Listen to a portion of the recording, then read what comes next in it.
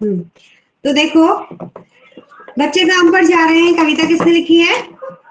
राजेश जोशी ने। ठीक है, तो राजेश जोशी द्वारा रचित बच्चे काम पर जा रहे हैं नामक जो कविता है, इस कविता में बच्चों से बचपन छिन जाने की पीड़ा को व्यक्त किया हुआ है। ठीक है, कवि ने उस सामाजिक आर्थिक विडंबना की ओर इशारा किया है जिसके कारण कुछ बच्चे खेल, शिक्षा, जीवन की उमंग से वंचित रह जाते हैं। यह कविता गहरे सामाजिक बोध की कविता है। ठीक है, कवि ने बाल मजदूरी की जो भयानक स्थिति के प्रति चिंता व्यक्त की है। जो उम्र बच्चों के खेलने कूदने की होती है वो पढ़ने लिखने की है, उस उम्र में उन्हें मजदूरी करनी पड़ रही है, व्यवस्था के कारण काम पर जाना पड़ रहा है। ठीक है, अब देखो, कविता का भावार्थ मैं तुम्हें बता रही हूँ। ठीक है, तो आगे कर लेते हैं।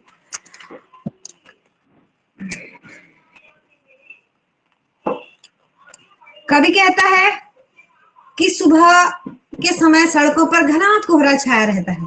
कैसा कोहरा छाया रहता है? घना कोहरा। तो ये कब की बात हो रही है? किस मौसम की बात हो रही है? कोहरा किस मौसम में पड़ता है? सर्दियों में। सर्दियों में। तो सर्दियों की बात हो रही है कि सुबह के समय है, सुबह का समय है और सड़कों पर जो कोहरा है, घना कोहरा छाया हुआ है। चारों ओर भयंकर ठंड पड़ रही है। कैसी ठंड पड़ रही है? भयंकर ठंड पड़ रही है।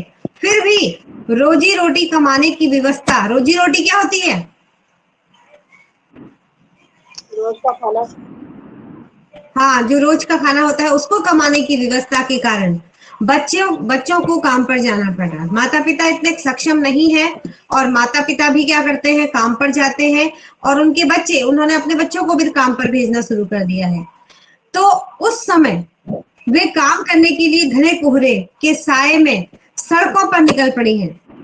हमारे युग की सबसे भयानक स्थिति है कि जिस उम्र में बच्चों को खेलना कूदना चाहिए, जिस उम्र में बच्चों को पढ़ना लिखना चाहिए, उस उम्र में वे काम कर रहे हैं। ठीक है, तो ये क्या है? हमारे युग की, इस युग की, जिस युग को किसका युग माना जाता है? औद्योगिक क्रांति का युग माना जाता है, संचार क्रांति का युग माना जाता है। ठीक है, कैसा युग है ये? विकास का। इस समय देश विकास कर रहा है, प्रगति कर रहा है, हर चीज में आगे बढ़ रहा है, टेक्नोलॉजी में आगे बढ़ रहा है, साइंस की दुनिया में आगे बढ़ रहा है। ठीक है, संचार क्रांति, ये युग का नाम है कि इसमें संचार में क्रांति हो रही है। तुम देख रहे हो ना, लोग कैसे कैसे आपस में कहां कहां से बात कर सकते हैं मिनटों में। ठीक है, दूर बैठे लोग। औद्योगिक क्रांति का ये युग माना जाता है। तो मतलब संपूर्ण जो एक विकासशील देश की ओर अग्रसर होता हुआ हमारा देश ऐसा है। और इस देश में ये सबसे भयानक स्थिति है कि इस युग में, इस क्रांति के युग में आगे बढ़ने की जो होड़ मची हुई है, इस युग में अगर बच्चे काम पर जा रहे हैं तो हमारे लिए वो सबसे भयानक स्थिति है कि हमारा समाज इस समस्या को सामान्य घटना मानकर इस ओर ध्यान ही नहीं दे रहा है। जो हमारा समाज है, हमारे चारों तरफ का वातावरण है, हमारा समाज है, इस ओर जो है वो ध्यान ही नहीं दे रहा है कि ये छोटे छोटे जो बच्चे हैं ये काम पे जा रहे हैं। और जिन उम्र में इन बच्चों को खेलना कूदना है, जिस उम्र में बच्चे को पढ़ना लिखना है, उस उम्र में बच्चे काम कर रहे हैं। ठीक है, अब आगे देखो, इस समस्या को महत्वपूर्ण प्रश्न के रूप में प्रस्तुत किया जाना चाहिए। तो कवि कह रहा है ये एक समस्या है और इसको कैसे प्रस्तुत करना चाहिए? एक समस्या के रूप में। इसको एक समस्या के रूप में प्रस्तुत किया जाना चाहिए। आखिर ये बच्चे खेलकूद और पढ़ाई लिखाई की दुनिया से दूर हटकर पेट पालने की चिंता से ग्रस्त क्यों हैं? कवि कह रहा है कि आखिर ये जो बच्चे हैं ये इस खेलकूद की उम्र में और पढ़ाई लिखाई की उम्र में हर चीज से दूर रहकर पेट पालने की चिंता इनको क्यों है? तो कहीं ना कहीं सरकार की लापरवाही, सरकारी जो योजनाएं हैं उनकी लापरवाही के कारण, हालांकि सरकारी योजनाएं हैं कि इतने 14 साल तक के बच्चों को फ्री एजुकेशन दिया जाएगा और उनको वहां पर एक वक्त का भोजन भी दिया जाएगा, उसके बावजूद भी कुछ माता पिता है अपने बच्चे को वो काम पे क्यों भेज रहे हैं, स्कूल में क्यों नहीं भेज रहे हैं, है ना? तो यह जो है सरकारी व्यवस्था और सरकार उसका लचीलेपन का की ओर भी इसमें कमेंट किया गया है और चिंता व्यक्त की गई है कि सरकार की इतनी योजनाओं के बावजूद भी पूरा जो समाज है वो इसका लाभ क्यों नहीं ले पा रहा है।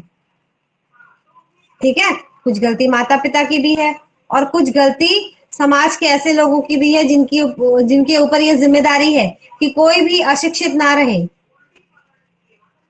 तो उन लोगों ने इनको चिन्हित करके इनको स्कूल की ओर क्यों नहीं स्कूल आने के लिए प्रेरित किया। समझ रहे हो ना? सूरज, यथार्थ, पारखी, कशिश। Yes ma'am. Yes, ma'am. Yes ma'am.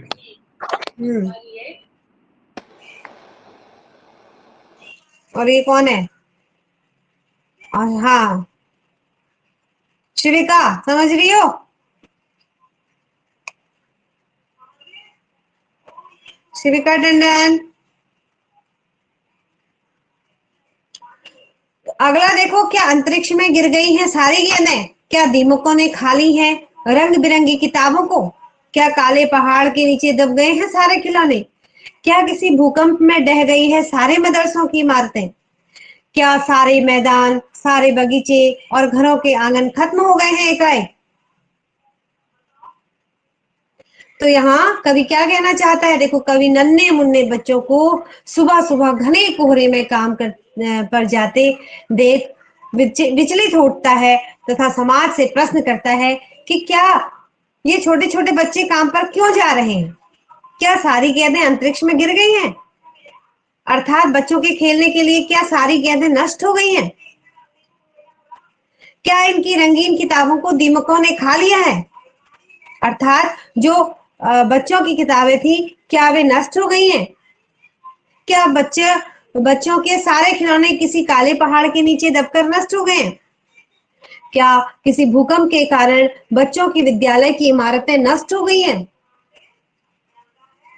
घरों के आंगन समाप्त हो गए हैं? आखिर इस तरह से अचानक बच्चों को बचपन की सारी सुख सुविधाओं को से कैसे वंचित कर दिया?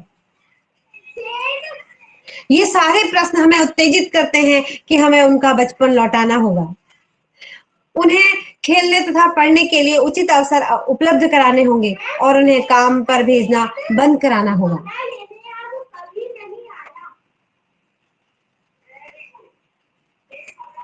अंडरस्टैंड?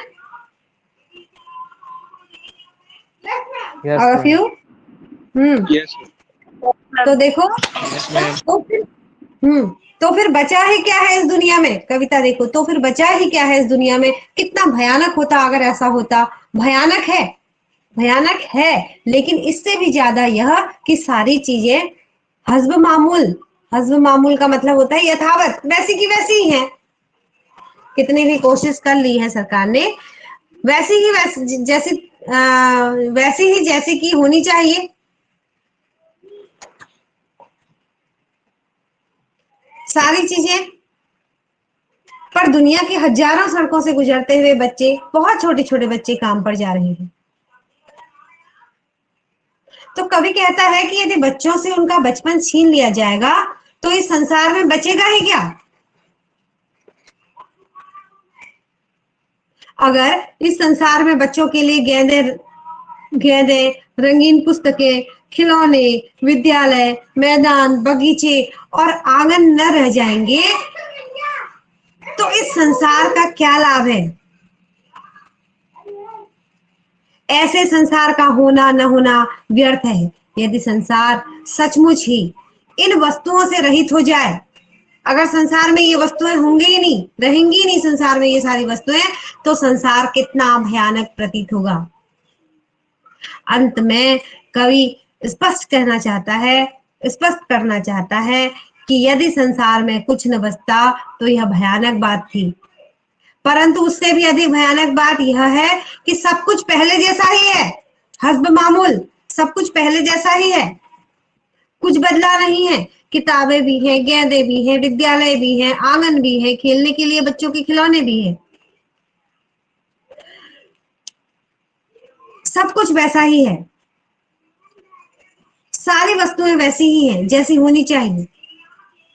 लेकिन दुर्भाग्य यह है कि ये चीजें जो बच्चों को नहीं मिल पाती, देश के बच्चे इतने वंचित रह जाते हैं। बच्चे खेलने कूदने और पढ़ने की उम्र में रोजी रोटी कमाने के लिए विवश हैं। संसार के हजारों सड़कों पर नन्हे नन्हे जो बच्चे हैं काम करने के लिए जा रहे हैं, बाल मजदूरी निरंतर जारी है। यह सचमुच क्या है, चिंता का विषय है। जो बाल मजदूरी है वो जारी है।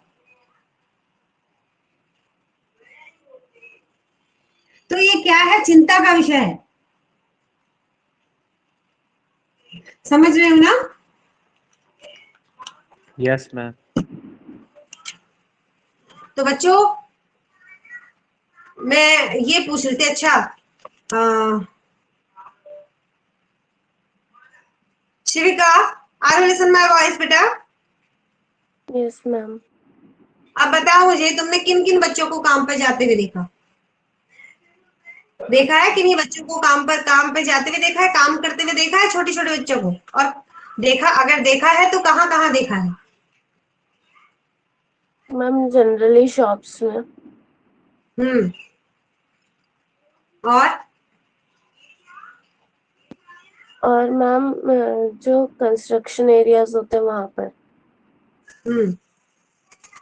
कशिश तुम बताओ।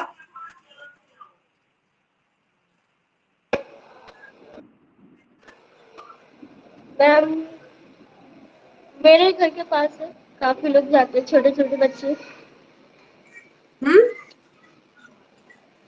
मैम काफी जगह देखा है।